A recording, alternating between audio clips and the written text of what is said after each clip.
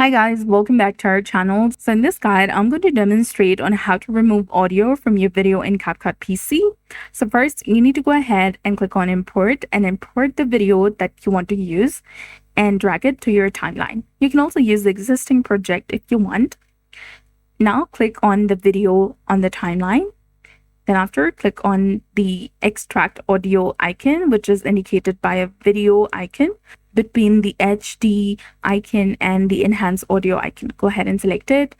Once you hover your mouse over there, you'll see the option of extract audio. Select it, or if you simply select on this icon, the audio will be extracted from the video right here in the timeline. Now click on the extracted audio clip, which is on a separate track. Right click on it and select delete. Or another thing you can do is you can click on the video clip, then go to the audio tab in the top right corner of the screen, which is between video and speed, and simply drag the slider to 0 in order to mute the audio completely. So these are the two methods to remove audio from your video in CapCut.